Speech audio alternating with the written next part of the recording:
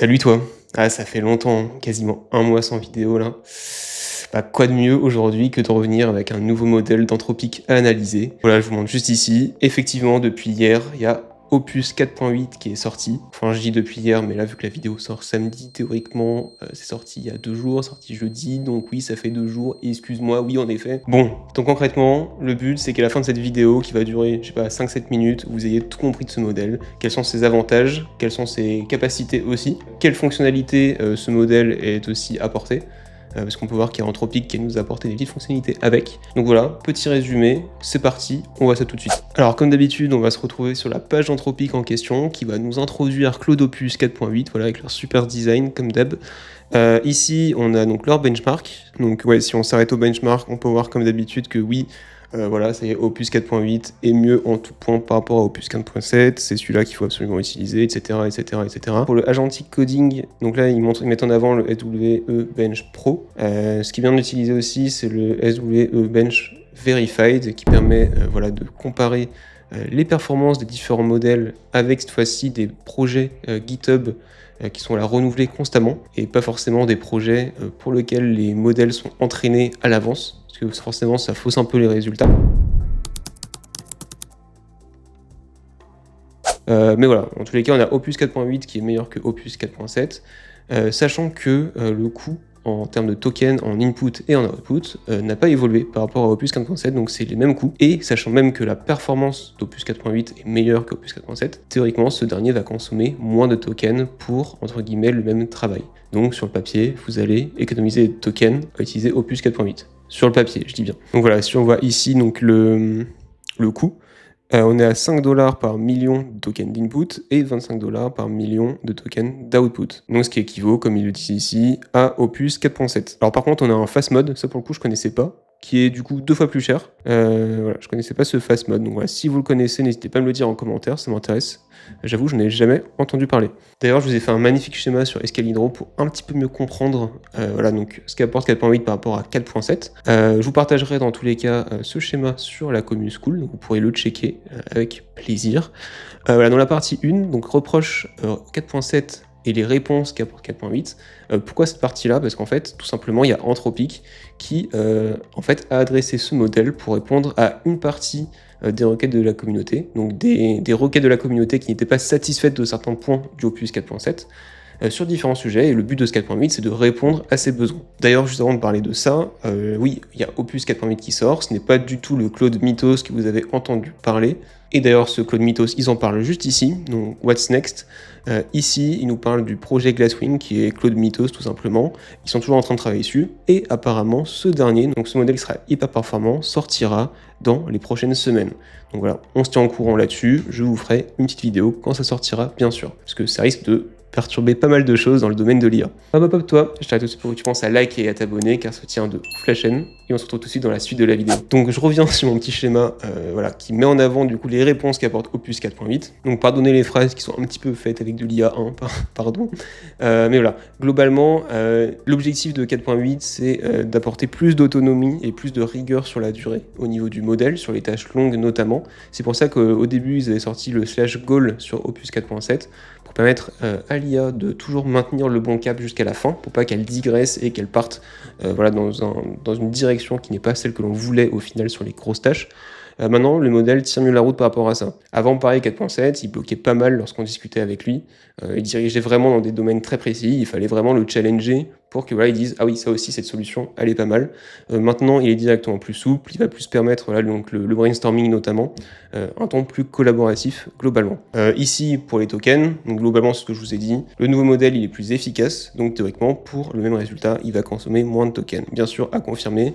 Et enfin, dernier point, donc c'est ce qui concerne notamment l'attitude du modèle. Donc là, il va beaucoup moins pousser et camper sur ses positions. Il va plus voilà, débattre et être ouvert voilà, à des contre-propositions et à d'autres possibilités en termes de construction notamment.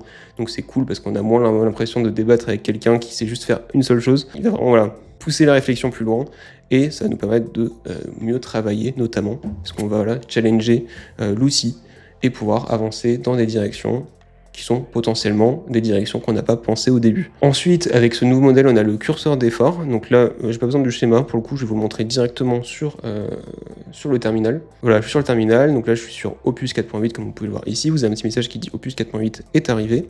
Et si je fais /effort, voilà, on a donc notre barème, on va dire, notre barème d'effort.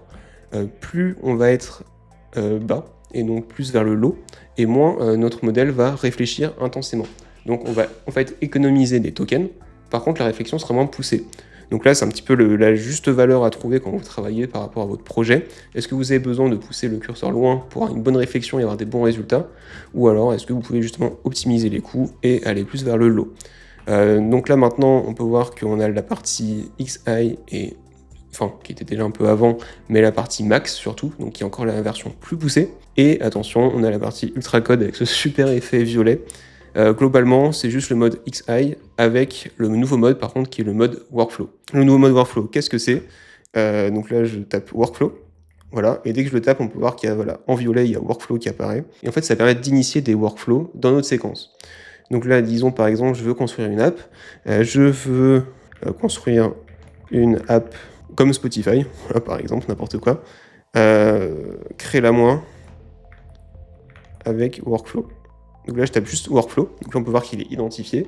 Et là, si j'appuie sur entrée, en fait, il y a notre modèle qui va nous générer tout un système à base de sous-agents.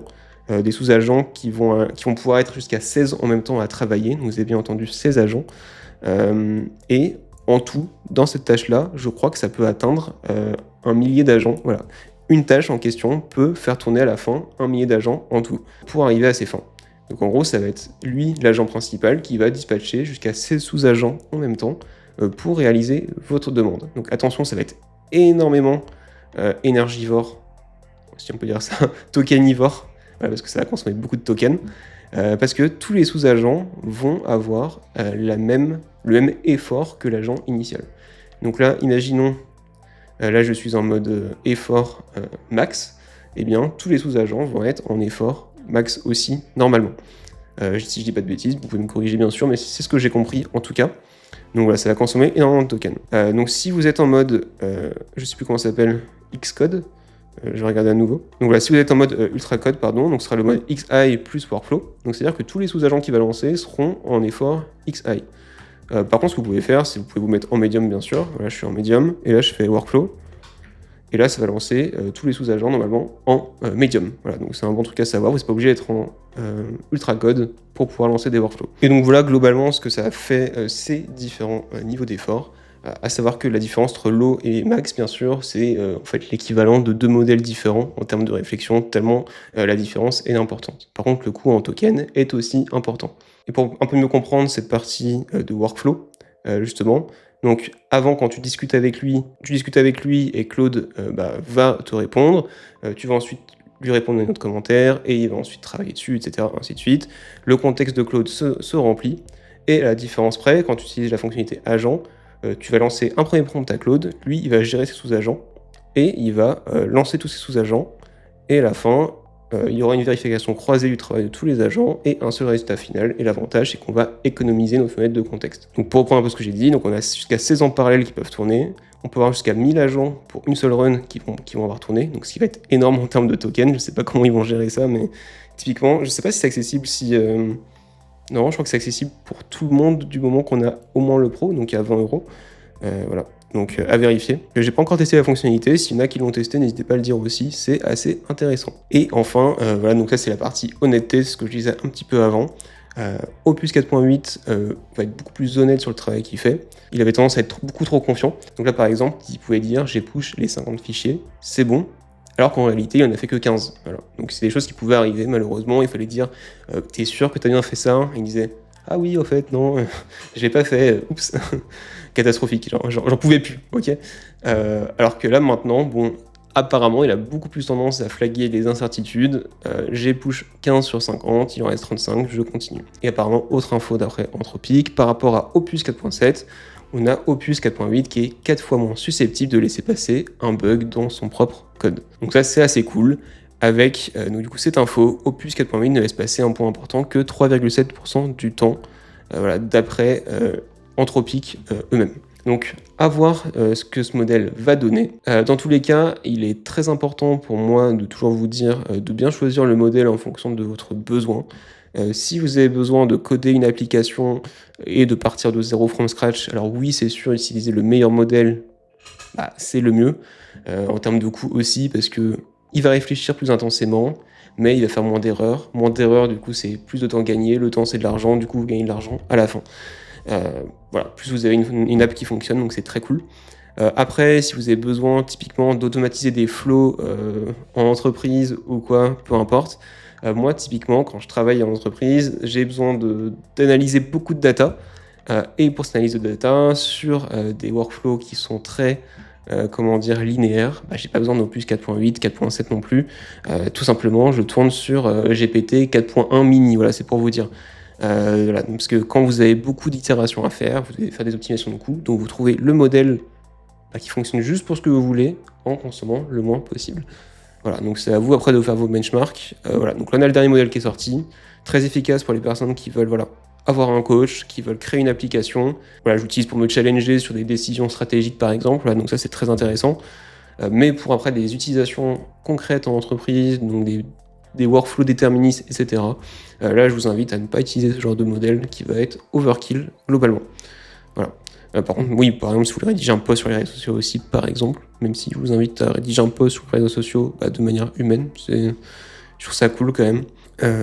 Mais voilà, c'était la petite phrase de fin, on va dire. Donc là, c'était une petite vidéo légère pour la reprise. Et si vous appréciez ce genre de format, n'hésitez pas à me le dire en commentaire. Et j'en ferai d'autres lorsqu'il y a d'autres modèles qui sortiront dans le futur. En attendant, je vais reprendre les vidéos de manière assez concrète, conséquente.